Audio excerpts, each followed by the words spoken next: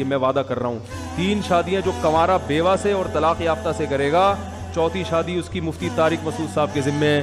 16 سال کی لڑکی نہیں ملے, 2 8 سال کی, ورنہ 4 سال کی. علی بھائی اگلا سوال ہے, کراچی کے ایک دیوبندی مفتی صاحب ممبر رسول صلی اللہ علیہ وآلہ وسلم پر بیٹھ کر ایسے ایسے بےہودہ لطیفے بیان کرتے ہیں کہ سٹیج ڈرامے کے اداکاروں کو بھی مات دے دیتے ہیں. اسی وجہ سے وہ ینگ جنریشن میں دن بدن مقبول ہو رہے ہیں. ان کے بےہودہ لطیفوں کی میمز اور روسٹنگ ویڈیوز کافی وائرل ہو رہی ہیں. آپ جیسے سنجیدہ مبلغین ان جیسے علماء کی ان حرکات پر مجرمانہ خاموشی کیوں اختیار کیے ہوئے ہیں؟ یہ خاموشی مجرمانہ نہیں تھی، بلکہ اس لیے تھی کہ ہم تو انتظار کر رہے تھے کہ ان کے اپنے مکتب فکر کے بڑے علماء ان کے اوپر کوئی فتویٰ دیں، کیونکہ وہ تو تیار بیٹھے ہوتے ہیں، ہر کرنٹ افیئر کے اوپر ان کے فتوے آتے ہیں. پچھلے دنوں ڈاکٹر ذاکر نائک حفظہ اللہ تعالیٰ نے جو مسٹربیشن کے حوالے سے، مشت زنی کے حوالے سے گفتگو کی، جس پہ میں نے ایک علمی ویڈیو ریکارڈ کروائی ان کے علمی رد کے اوپر،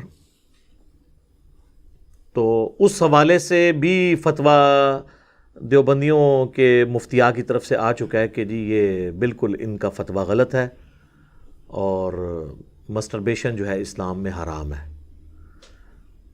اس لیے کہ وہ ان کے اپنے فرقے کا نہیں تھا نا، دوسرے فرقے کا تھا بندہ.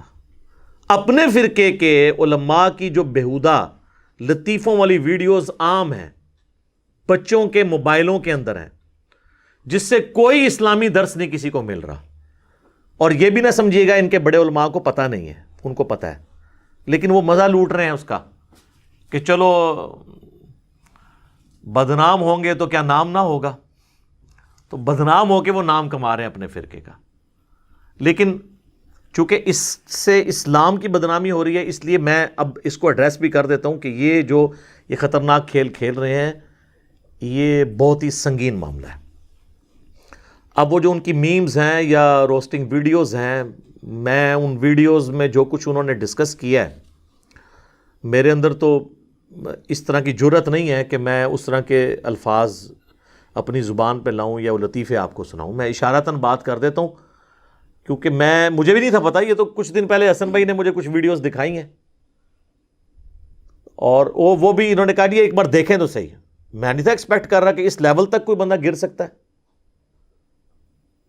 اس سیمپل کے طور پہ جو مجھے کوئی 2-4 باتیں یاد ہیں، میں آپ کو اشارتاً بتا دیتا ہوں. آپ خود وہ ویڈیوز کئی لوگوں نے دیکھی بھی ہوں گی تو پتہ چل جائے گا کہ ہاں یار یہ والی ویڈیوز تو تھیں واقعی. ایک ان کی وہ جو گدھے والی ویڈیو ہے کہ ایک بندے کا گدھا جو ہے وہ سست ہوتا ہے تو اس کے لیے وہ حکیم سے جا کے دوائی لیتے ہیں.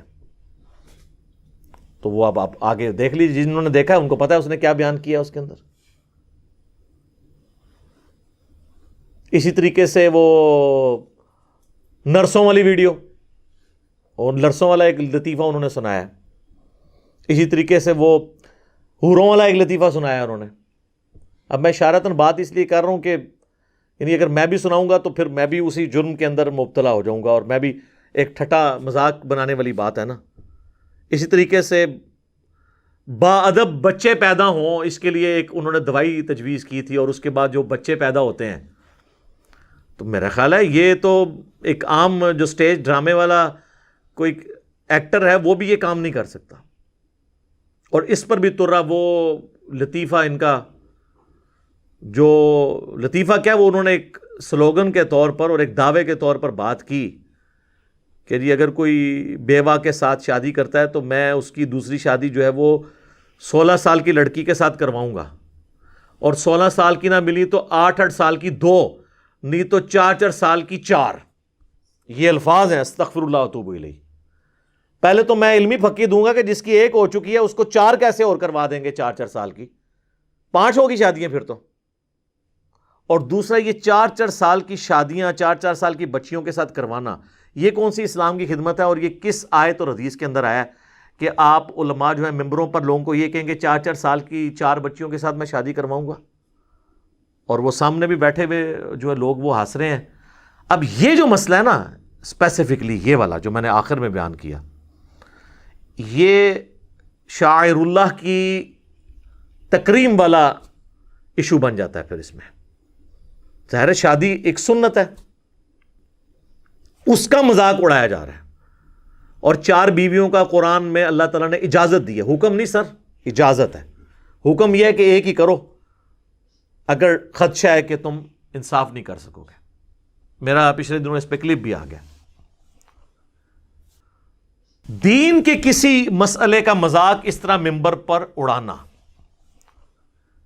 ان کی یہ ویڈیو آپ کسی بھی ذمہ دار حنفی عالم کے پاس لے جائیں، مفتی تقی عثمانی صاحب حفظہ اللہ تعالیٰ کے پاس لے جائیں اور مجھے ان سے فتویٰ لے دیں کہ وہ اس ویڈیو کے اوپر یہ کہہ دیں کہ یہ بالکل درست ہوا ہے.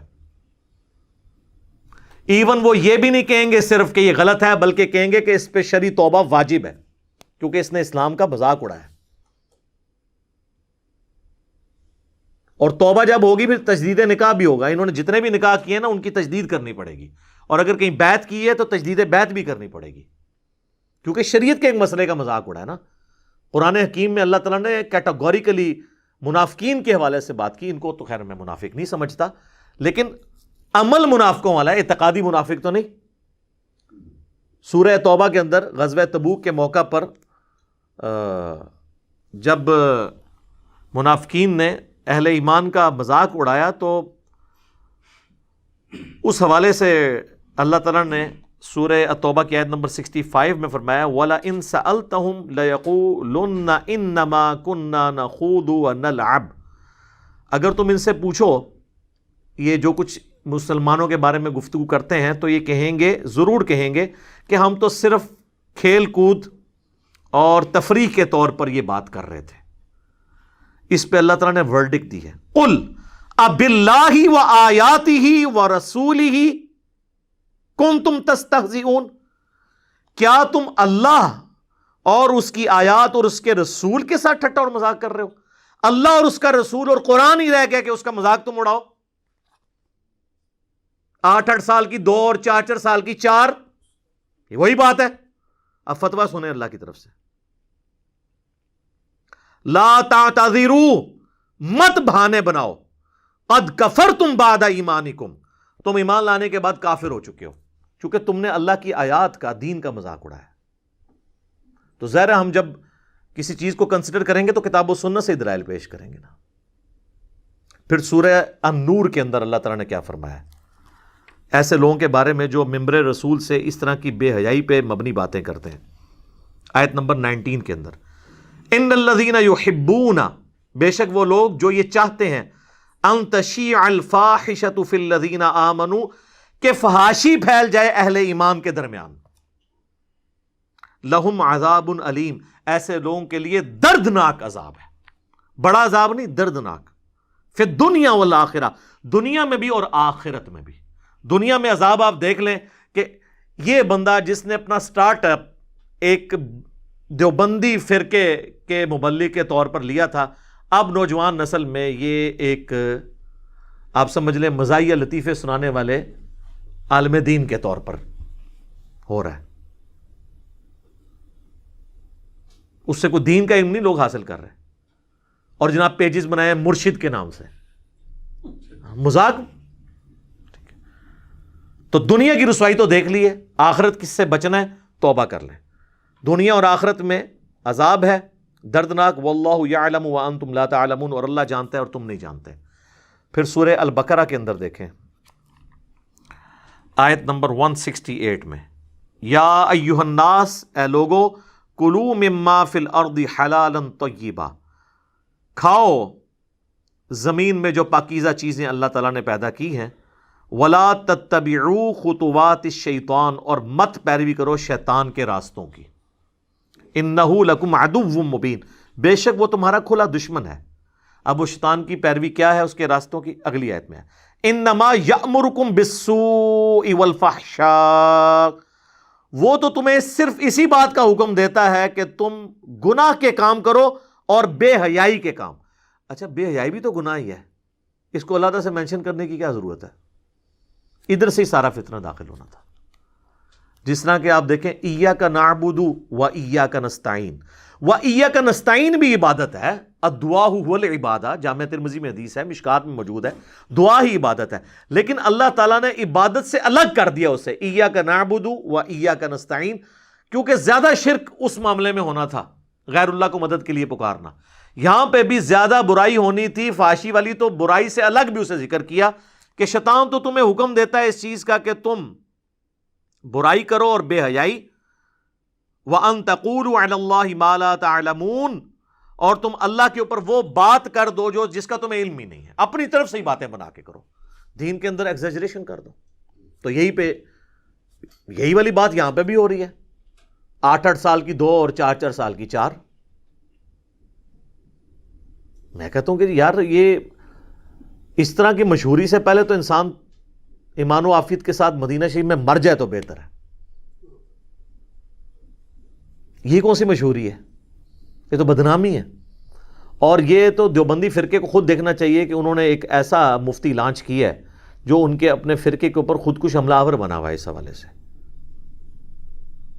چلیں ایک آدھ ویڈیو ہوتی تو میں کہتا، یہ تو سر درجنوں میں ہے۔ میں مزاح کے خلاف نہیں ہوں، مزاح سنت ہے، لیکن یہ والا مزاح نہیں۔ میری تو الگ سے ویڈیو ریکارڈڈ موجود ہے کہ وہ مزاح کس لیول کا ہونا چاہیے جس کی اسلام میں اجازت ہے۔ یہ تو مزاح تو ہو ہی نہیں رہا، یہ تو دین کا الٹا مذاق اڑایا جا رہا ہے، شاعر اللہ کا مذاق اڑایا جا رہا ہے، دین کے احکامات کا مذاق اڑایا جا رہا ہے۔ تو بہت کریٹیکل ایشو ہے۔ صحیح بخاری اور صحیح مسلم کے اندر حدیث موجود ہے، اللہ کے محبوب صلی اللہ علیہ وآلہ وسلم نے فرمایا، بعض اوقات انسان اللہ کی رضا کا ایسا کلمہ اپنی زبان سے نکالتا ہے اسے خود بھی نہیں پتا ہوتا، اور اللہ تعالیٰ اس کی وجہ سے اس کے درجات بلند کر دیتا ہے۔ لیکن بعض اوقات وہ اپنی زبان سے اللہ کی نافرمانی کا ایسا جملہ نکال دیتا ہے جس کی طرف اس کی توجہ بھی نہیں ہوتی، اور اس کی وجہ سے وہ دوزخ کی اتنی گہرائی میں گر جاتا ہے جتنا فاصلہ ہے مشرق و مغرب کے درمیان۔ اللہم لا تجعلنا منہم، اللہم اجرنا من النار، آمین۔ تو اب اس طرح کے آپ کلمات نکال رہے ہیں تو ہم آپ پہ کوئی فتویٰ نہیں لگاتے، پھر یہ نہ ہو کہ ان کے فالورز کہہ دیں کہ جی کوئی جہنمی ہونے کا یا فتویٰ لگا دیے، نہیں۔ ہمارا کام صرف قرآن حکیم کی آیات اور صحیح الاسناد احادیث بتا کے آپ کو وارن کرنا ہے کہ آپ جس راستے پر چل پڑے ہیں نا، یہ راستہ اللہ کو مطلوب نہیں ہے۔ اسی طریقے سے جامعہ ترمذی میں سنن نبی داؤد کے اندر حدیث موجود ہے، اور مشکات کے اندر بھی موجود ہے کہ اللہ کے محبوب صلی اللہ علیہ وآلہ وسلم نے فرمایا کہ ہلاکت ہے اس شخص کے لیے جو محض لوگوں کو ہنسانے کے لیے جھوٹ بولتا ہے، اس کے لیے ہلاکت ہے، اس کے لیے ہلاکت ہے۔ 3 دفعہ ہلاکت کا ذکر کیا، 1 دفعہ سٹارٹ میں، 2 دفعہ اینڈ پہ۔ تو اب ذرا یہ دیکھ لیں یہ کہاں پہ واقعات ہو رہے ہیں۔ یعنی کہ یہ واقعہ رپورٹ ہوا ہے کہ ایک نومولود بچے نے کسی نرس کو جو ہے وہ بری نظر سے دیکھا ہو، تو یہ بیان کر رہے ہیں۔ ایک جھوٹا واقعہ بیان کیا نا، کس لیے؟ کہ تاکہ لوگ ہنسیں۔ یہ واقعہ کہیں پر ہوا ہے کہ کوئی ڈاکٹروں نے ایسی ویکسین یا دوائی ایجاد کر لی ہو کہ جو کسی عورت کو پلائی جائے تو اس سے جو بچے پیدا ہوں وہ با ادب ہوں، اور وہ پیدائش سے پہلے ہی اپنا ادب شو کرنا شروع کر دیں، جو انہوں نے لطیفے میں بیان کیا۔ تو یہ لوگوں کو ہنسانے کے لیے اس قسم کے جھوٹ بولنا، اپنی آخرت کی فکر کرنی چاہیے۔ یہ کوئی سادہ معاملہ نہیں ہے کہ آپ دین کو تختہ مشق بنائیں۔ ٹھیک ہے، پھر آپ یا تو ممبر رسول کو چھوڑ دیں، آپ ویسے آ جائیں، سٹیج ڈرامے کرنے شروع کر دیں۔ ظاہر ہے ممبر رسول پہ آپ اگر یہ کر رہے ہیں تو اس سے دین کی خدمت، اس سے تو خاموشی آپ کی بہتر تھی۔ خاموش رہتے نا وہ زیادہ بہتری ہوتی۔ صحیح بخاری میں حدیث ہے کہ جو شخص مجھے 2 چیزوں کی گارنٹی دے دے میں اسے جنت کی ضمانت دیتا ہوں، 2 داڑھوں کے درمیان اور 2 ٹانگوں کے درمیان، یعنی زبان اور شرمگاہ۔ اب یہ جملہ تو بڑا چھوٹا سا ہے، لیکن اس پہ عمل کرنا یہ بڑا مشکل کام ہے۔ دوسری طرف اگر ہم ان کے بزرگوں کی غلطی ہائی لائٹ کرتے ہیں تو کہتے ہیں یہ بزرگوں کے بارے میں زبان کھولتا ہے۔ آپ تو دین کا مذاق ممبر کے اوپر اڑا رہے ہیں۔ ہم تو ان بزرگوں کو عوام الناس کے سامنے ایکسپوز کرتے ہیں، جنہوں نے اپنے ناموں کے کلمے پڑھائے، جنہوں نے گستاخانہ باتیں اللہ اور اس کے رسول صلی اللہ علیہ وآلہ وسلم کے بارے میں اپنی کتابوں میں لکھی. ہمارا ذاتی مسئلہ کوئی نہیں تھا. آپ تو ڈائریکٹ دین کو ہی جو ہے وہ تختہ مشق بنائے ہوئے ہیں اپنے لطیفوں کے اندر، اور ممبر سے اس طرح کی باتیں کرتے ہیں کہ وہ بیچارہ کوئی بندہ تو وہ دیکھے گا جناب بندے نے پگڑی رکھی ہوئی ہے، ممبر پہ بیٹھا ہوا ہے، تو چلو میں دین کی بات سن لوں گا، اور آگے سننے کو اس قسم کے لطیفے ملیں. اور اس لیول تک کہ آپ شعار اسلام کا مذاق اڑائیں کہ جی میں 8 سال کی 2 نہیں تو 4 سال کی 4 کروا دوں گا، اور اس کے بعد آپ دانت نکالنا شروع کر دیں، تو آپ کی کہاں تک ہم تعویل قبول کریں؟ اور اس میں صرف ان کا قصور نہیں ہے، ان تمام علماء کا قصور ہے جن تک یہ ویڈیوز پہنچی ہیں اور جو فتویٰ دینے کے اہل بھی ہیں اور اپنے ناموں کے ساتھ بڑے بڑے مفتی اور مفتی اعظم لگاتے ہیں، اور انہوں نے ابھی تک مجرمانہ خاموشی اختیار کی ہوئی ہے اور اس بندے سے اعلانیہ رجوع نہیں کروایا. اور صرف اعلانیہ رجوع نہیں کروائیں گے، اس شخص کو مطلب اس پہ فتویٰ دیں گے کہ اس نے یہ جو باتیں کی ہیں یہ اسلام کے منافی ہیں، اور اب یہ تجدید نکاح بھی کرے، اور بیعت ہے تو تجدید بیعت بھی کرے. شریف فتویٰ تو پھر یہی ہوتا ہے. یعنی وہ میں ظاہر ہے بیعت کو اب یہ نہ سمجھے کہ میں کوئی بیعت کو یعنی ان کی والی بیعت کو صحیح سمجھتا ہوں، یعنی ان کی جو اپنے فقہ کے اندر جو یہ چیزیں تعلیم کرتے ہیں نا اس کے اندر میں یہ بات کر رہا ہوں. تو ہم تو صرف عرض ہی کر سکتے ہیں کہ مرنے سے پہلے اے مسلمان کر لے اس پہ غور، کتابوں کا خدا اور ہے، بابوں کا خدا اور. ہم صرف کتابوں کی طرف آپ کو ہائی لائٹ کر سکتے ہیں، کتاب و سنت کی تعلیمات بتا سکتے ہیں کہ جناب یہ ہیں، اپنی اصلاح کر لیں، ادروائز آپ مارے گئے. اینڈ پہ میں مفتی صاحب سے بھی اور ان کے فالوور سے بھی معذرت کروں گا کہ میرا کوئی مقصد کسی کو ڈی فیم کرنا نہیں تھا. ایک شرعی مسئلہ تھا جو مجھ سے ڈسکس ہوا، اس کا میں نے بتایا کہ آپ نے یہ کیا ہے، اس کے اوپر آپ توبہ اپنی ریکارڈ کروائیں. مقصد کسی کو بدنام کرنا نہیں ہے، واللہ قطعاً بدنام کرنا کوئی مقصد نہیں ہے.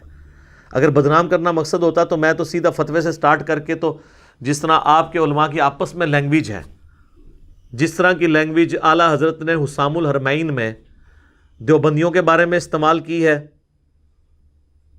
اور جس طرح کی جواباً المحند علی المفند کے اندر دیوبندیوں نے، خلیل احمد سہارنپوری نے اعلیٰ حضرت اور ان کے فالوورز کے لیے استعمال کیے، میں نے تو اس طرح کی کوئی زبان استعمال بھی نہیں کی جو آپ کے بزرگوں کی زبان ہے.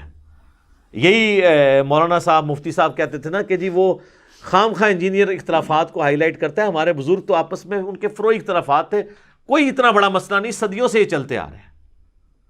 تو میں نے اس پہ کہا تھا نہ مزہ آیا نہ کدے کدار بول دینی چاہیے نہ، اس طرح نہیں ہے. دھوکہ دینا بند کریں. پرانے بزرگ آپس میں شیر و شکر نہیں تھے، شیر و شکار تھے. اور عرض کیا ہے پھر سے، اب لوگوں کو تو سن بھی یاد ہو گئے. ہاں جی، 1905 میں اعلیٰ حضرت امام رضا بریلوی صاحب نے ایک کتاب لکھی، حسام الحرمین، حرمین کی تلوار، اور انہوں نے کسی غیر مسلم پہ نہیں چلائی ہے، دیوبندیوں کے اوپر.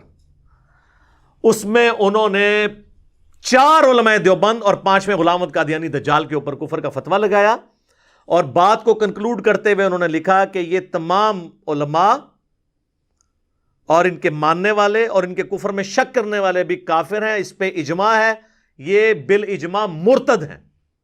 یعنی بریلوی یعنی اگر دیوبندیوں کے بارے میں بات کر رہے ہیں کہ جی اپنے بزرگوں کے بارے میں شک کرنے والے، ان کو تو یقین ہے کہ بزرگوں نے کچھ نہیں کیا، تو کروڑوں دیوبندیوں کو فارغ کر دیا احمد بریلوی صاحب نے. شیر و شکار، یہاں پہ یہ شیر تھے اور شکار تھے دیوبندی. اس کے جواب میں دیوبندیوں نے کتاب لکھی المحند علی المفند. کہتے ہیں ہمارے بزرگوں کی تو زبان بڑی میٹھی ہوتی تھی.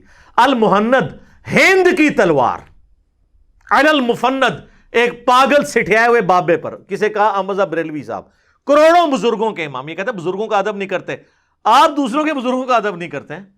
المفند کہہ کے انہیں پکارتے ہیں.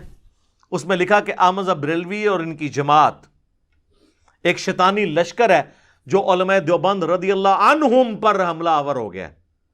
14ویں صدی کے علماء کو رضی اللہ عنہم، جیسا کہ شیاطین حملہ آور ہوتے تھے انبیاء پر. دیکھو کڈی کڈی نسبتاں ملاندے نے. اور یہ صرف ان کا آپس کا مسئلہ نہیں ہے. المحند میں انہوں نے آگے چل کر اہل حدیث کے بارے میں لکھا ہے کہ یہ وہابی جو ہیں، محمد بن وہاب صاحب اور ان کے فالورز، یہ خوارج کی ایک جماعت ہے. آج ویسے یہ سعودیہ سے ریال کھانے کے چکر میں ایک پلیٹ فارم پہ آئے ہوئے ہیں، ادروائز ان کے بزرگوں نے المہند سے بھی بہت پہلے، المہند میں تو انہوں نے ریفرنس کوٹ کیا فتاوی شامی رد المحتار کا، کہ ابن عابدین شامی نے ان کو ڈکلیئر کیا کہ خوارج کی ایک جماعت ہے. تو خارجی کہتے ہیں، اہل حدیث کو بھی خارجی، بریلویوں کو بھی فارغ، سب ایک دوسرے کو فارغ. اور لوگ کہتے ہیں جی انجینئر آ کے اختلافات کو بھڑکاتا ہے. سر میں نے کہاں سے بھڑکایا؟ یہ تو سب کچھ آپ کے بزرگ کر کے گئے ہیں. پھر کہتے ہیں گندی مکھی ہے گند پہ بیٹھتی ہے. ہاں مجھے انہوں نے کہا گندی مکھی ہے اور مکھی گند پہ بیٹھتی ہے. میں تیار ہوں جناب، بس صرف یہ بھی سال بتا دیں یہ گند پھیلایا کس نے تھا. آپ پورا جملہ کریں کہ انجینئر صاحب وہ گندی مکھی ہیں جو ہمارے بزرگ جن کو ہم رضی اللہ عنہم کہتے ہیں ان کے گند کو صاف کر رہی ہے. تو میں گندی مکھی بننے کے لیے تیار ہوں کہ گند آپ کے بزرگوں کا تھا. تو جب آپ کے بزرگوں کا گند میں صاف کر رہا ہوں تو پھر بزرگ کسے ماننا چاہیے؟ جو گند کر کے گیا یا جو صفائی کر رہا ہے؟ مجدد نہ مانیے گا مجھے، نہ یہ کام نہیں کرنا. تو ہم یہ چیزیں ہائی لائٹ اس لیے کرتے ہیں کہ جب تک بابوں سے دستبردار نہیں ہوتے نا اور کتابوں کے ساتھ نہیں جوڑتے، اور صرف ان بابوں سے جڑیں جو کتابوں کو حق مانتے ہوں، جن کتابوں کی بنیاد پہ انہوں نے عزت اویل کی تھی.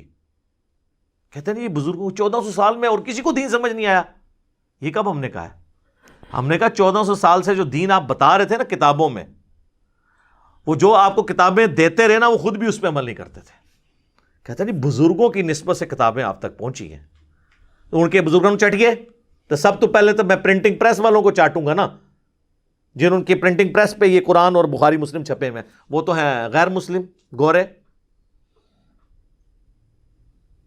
کہیں گے نہیں وہ ٹرانسفر کیا ہے انہوں نے، آپ نے دیکھنا کتاب کے اندر کیا لکھا ہوا ہے. تو سر آپ کے بابوں نے بھی ٹرانسفر کیا ہے، اگر وہ خود اس پہ عمل نہیں کرتے رہے، اور خود آپ یہ مانتے ہیں کہ بریلویوں کے بزرگ جو ہیں وہ قرآن و سنت پہ نہیں چلتے رہے، اور بریلوی آپ کے بزرگوں کے بارے میں مانتے ہیں کہ وہ قرآن و سنت پہ نہیں چلتے رہے، اسی طرح نا.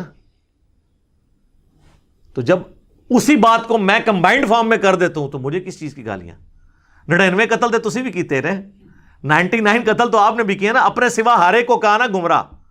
میں نے کہہ دیا آپ کے بزرگوں نے بھی یہ گمراہیاں پھیلائی ہیں، تو میں نے ایک ہی کر کے سینچری پوری کی ہے، تو میں مجرم ہو گیا ہوں. یہ جو لوگ آپ کو یہ دھوکہ دیتے ہیں نا کہ پرانے بزرگ بڑے اچھے تھے، وہ آپس میں شیر و شکر تھے، یہ پچھلے والے جو ہیں یہ لڑ رہے ہیں. نہیں سر، وہ شیر و شکار تھے آپس میں. ان کے سب سے بڑے امام بریلویوں کے اعلیٰ حضرت امام احمد رضا بریلوی المتوفا 1340 ہجری بمطابق 1921 جو ان کی ڈیتھ ہوئی ہے. آپ ذرا ان کے ملفوظات اعلیٰ حضرت نکال کے دیکھ لیں. ان سے پوچھا گیا کہ اگر وہابیہ کی جماعت ہو رہی ہو تو اکیلے نماز پڑھی جائے یا اس امام کے پیچھے؟ اور احمد بریلوی صاحب وہابیہ جو ہے نا وہ دیوبند اور اہل حدیث دونوں کو کہتے ہیں، ان کا کامن نام رکھا ہوا ہے. تو اب اس کے جواب میں، اب یہ سوال تھا تو اس کے جواب میں انہوں نے کہا کہ وہابیہ کی نہ نماز ہے نہ جماعت ہے. یعنی وہ جو نماز پڑھ رہا ہے اس کی تو اپنی نہیں ہو رہی، تو آپ اس کے پیچھے کیا پڑھیں گے؟ پھر سوال ہوا اسی ملفوظات اعلیٰ حضرت میں کہ وہابیہ کی مسجد میں نماز پڑھ سکتے ہیں؟ تو اس کے جواب میں انہوں نے کہا کفار کی مساجد مثل گھر کے ہیں. یعنی انہوں نے کافر کہا، یہ کہتے ہیں نا تکفیر نہیں کرتے تھے، ڈائریکٹ انہوں نے کیٹاگوریکل. پھر تیسرا سوال ان سے ہوا کہ یہ وہابیہ کی جو اذان ہے، تو انہوں نے کہا کہ جی ان کی اذان کوئی اذان نہیں ہے، البتہ کبھی یہ اذان دے رہے ہو نا تو جہاں اللہ کا نام آئے یا نبی صلی اللہ علیہ وآلہ وسلم کا نام تو آپ اس پہ پروٹوکول پہ عز و جل اور صلی اللہ علیہ وآلہ وسلم کہہ لیں، باقی ان کی اذان بھی اذان کوئی نہیں ہے. ابھی اس کی اگلی قسط بھی باقی ہے. احکام شریعت جو اعلیٰ حضرت کی اپنی کتاب ہے، ملفوظات سے بعض لوگ بھاگتے ہیں، یہ ان کے بیٹے نے جمع کی ہے، مفتی اعظم ہند مصطفیٰ رضا خان نوری اور دعوت اسلامی والوں نے چھاپی ہے، اور جہلم شہر سے چھپی ہوئی ہے. جہلم کو یہ شرف حاصل ہے ہمارے شہر کو. اور احکام شریعت دعوت اسلامی نے خود چھاپی ہے. اس میں اعلیٰ حضرت سے جب ذبیحے کے بارے میں پوچھا گیا تو انہوں نے کہا کہ وہابیہ، اہل حدیث، دیوبندی قادیانیوں کو ان کے ساتھ ذکر کیا، آپ ذرا دیکھیں. اور روافظ کہتے ہیں کہ جی ان کا جو ذبیحہ ہے نا وہ حرام ہے، اگرچہ 1,00,000 دفعہ اللہ کا نام لیں ان کا ذبیحہ حرام ہے. اور ساتھ ہی لکھا کہ یہود و نصارہ کا ذبیحہ حلال ہے. تو اس کا مطلب ہے کہ جو لوگ اہل حدیث اور دیوبندیوں کو یہودیوں اور نصرانیوں سے بدتر سمجھتے ہیں تو وہ لوگ ہمارے اختلاف رائے کو کہاں سے قبول کریں گے؟ اب یہ لاکھ اہل حدیث کے علماء جو ان کو خوش کرنے کے لیے کہہ دیں کہ ہم ایک تسبیح میں پروئے گئے ہیں، تینوں فرقے، تسبیح ورڈ کے پر ہماری ہے.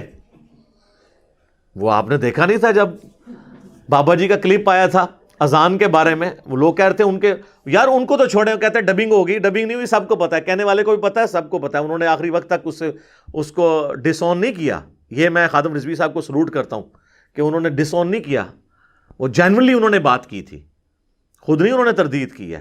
تو اعلیٰ حضرت نے تو لکھ کے کی ہوئی ہے. تو اس پہ انہوں نے کیا مزار اقبال کے اوپر کہا تھا کہ جی چھڑ دو وہابیاں دی کیڑی جان ہے تے سوراں دے سور نے. اور یہ میں بتاؤں اتنی موٹی گال یہ ہے کہ اگر آپ اس کی شرح بیان کریں نا، یعنی جس طرح مخلوق میں سور جو ہے نا ایک بدترین جانور ہے، اس طرح سوروں کے اندر اگر کوئی بدترین سور ہے نا تو یہ ہے مطلب چھڑ دے انہاں دی کیڑی گل ہے تے سوراں دے سور نے. یہ پنجابی میں انہوں نے کہا تھا، میں نے اردو میں ٹرانسلیٹ کیا.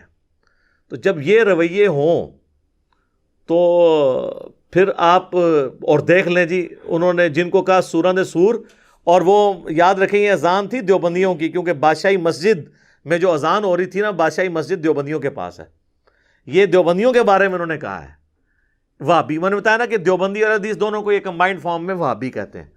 تو میرا خیال ہے اس کے بعد اب عوام کی آنکھیں کھل جانی چاہیے کہ ہم اس طرح کے ایشوز کے اوپر بات کیوں کرتے ہیں. میرا مقصد ان باتوں کو کر کے فرقہ واریت کو اجاگر کرنا نہیں ہوتا، بلکہ فرقہ واریت کو ننگا کرنا ہوتا ہے.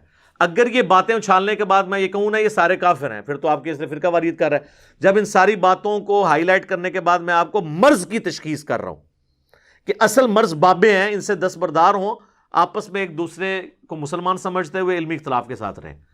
جب تک بابے سلامت ہے نا اور ان کی عزت جس لیول پہ ان لوگوں نے کی ہوئی ہے یہ سلامت ہے، تو پچھلے لوگ جوڑ ہی نہیں سکتے. سر کیسے جوڑ سکتے ہیں جب بڑوں نے انہیں اسلام سے نکالا ہوا ہے؟ پیچھے کو جرت بھی کرے نا تو اس کو اپنا بیان ہی واپس لینا پڑے گا. وہ قائم رہ نہیں سکتا، اس کے اوپر کلیریفیکیشن دینی پڑ جاتی ہے کہ جی آپ کہیں ادھر تو نہیں لگ گئے ہیں، کہ آپ نے یہ تو نہیں کر لیا. اس کو میں گفتگو کنکلوڈ کرتا ہوں اس کے اوپر کہ یہ تمام مکاتب فکر کے علماء اپنے علماء کی میٹنگ کال کر کے ہمیں ریٹرن میں فتویٰ دیں کہ یہ ایک دوسرے کو مسلمان سمجھتے ہیں. میں بار بار کہہ رہا ہوں یہ اپنے آپ کو مسلمان ایک دوسرے کو نہیں سمجھتے، خود اپنے آپ کو جنتی فرقہ اور مسلمان سمجھتے ہیں. کئی علماء نے جرت کیا نہیں ہم سمجھتے ہیں جی. میں نے کہا نہیں اس طرح نہیں، آپ کو طریقہ بتاتے ہیں، وہی فقہ حنفی کا ہیلے والا طریقہ کہ آپ یہ لکھ کے دیں کہ ہمارے سوا جتنے مکاتب فکر ہیں، یعنی بریلوی لکھیں کہ دیوبندی، اہل حدیث، شیعہ، یہ سارے فرقے جن جن عقیدوں پہ قائم ہیں، انہی عقیدوں کے ساتھ موت اگر ان کو آئی تو آخرت میں ایک نہ ایک دن اپنا عذاب بھگت کے جنت میں چلے جائیں گے. اون لو بکو مولوی لکھ کے دبے. اور میرے پاس ایک دیوبندی مفتی صاحب آئے جو ویڈیو سن کے انورٹڈ کاما میں گمراہ ہو چکے ہیں. مجھے کہنے لگے کہ علی بھائی میں مسلمان تو لکھوا دوں گا لیکن یہ دوسری شرط جو ہے نا آپ کی. میں نے کہا اسی سے تو پکڑا جاتا ہے. ویسے تو سارے کہہ دیں گے مسلمان، وہ تو جماعت المسلمین والے بھی آپ کو لکھ دیں گے مسلمان، ہاں، لیکن کہیں گے مسلم، کہیں گے نہیں آپ مسلم نہیں ہیں مسلمان ہیں، چونکہ وہ مسلمان لفظ کو نہیں صحیح سمجھتے تو کہتے ہیں ہاں آپ مسلمان ہیں. کہیں مسلم کہتے ہیں نہیں آپ مسلم نہیں ہیں، تو وہ کافر کے ایکویلنٹ انہوں نے مسلمان لفظ رکھا ہوا ہے. تو اس قسم کا یہ بھی کر، تو ان کے جو خوشنما چہروں کے اوپر ایک میک اپ ہوا ہوا تھا نا خوشنمائی والا، گرم تولیہ پھیر کے میں نے اتار دیے کہ یہ کوئی ایک دوسرے کو مسلمان نہیں سمجھتے. اور اگر یہ آج سمجھنا شروع ہو گیا تو پہلے یہ پھر ڈکلیئر کریں کہ حسام الحرمین اور المحند اور المفند کے اندر ہمارے بزرگ جو ایک دوسرے کو لکھ کے گئے ہیں نا ان پہ کیا فتوے لگتے ہیں. بس اس سے زیادہ مجھے اس پہ کوئی کہنے کی ضرورت نہیں ہے. ٹھیک ہوگا جی.